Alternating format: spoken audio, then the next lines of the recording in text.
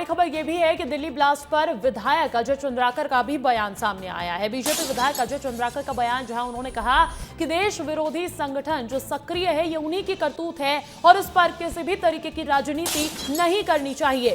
साथ ही साथ अजय चंद्राकर ने बयान दिया कि एजेंसी जांच कर रही है, कुछ तथ्य भी मिले हैं और घटना की जितनी निंदा की जाए उतनी कम है। लेकिन आपको यह भी बता दें कि भूपेश बघेल ने इस ब्लास्ट के बाद एक पोस्ट किया था। हालांकि उस पोस्ट में जहां भूपेश बघेल ने यह लिखा था कि दिल्ली ब्लास्ट की जिम्मेदारी तय होनी चाहिए, तो उसका पलटवार चंद्राकर ने किया है और लिखा कि कांग्रेस में आतंकी घटनाओं पर दृष्टिकोण समझौतावादी है था और वोट बैंक के आधार पर ही होता था। सुन लीजिए।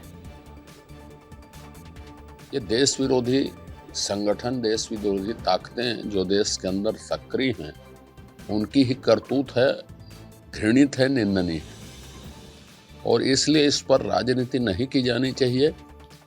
देश की सुरक्षा एजेंसियां इस पर जांच कर रही है और कुछ तथ्य भी सामने आए हैं। जिस समय आतंकी घटनाएं होती थी, कांग्रेस का जो दृष्टिकोण है वो बिल्कुल वोट बैंक की तरह होता था, वो समझौतावादी होता था, तुष्टीकरण की तरह होता था।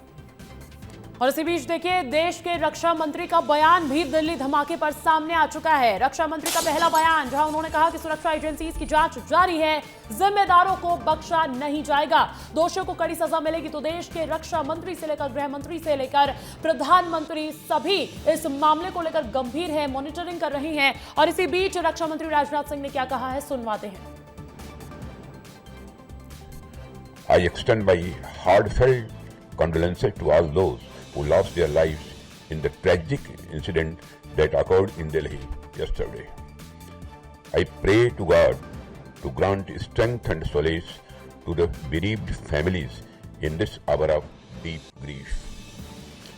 From this platform, I wish to assure my citizens that the country's leading investigative agencies are conducting a swift and thorough inquiry into the incident.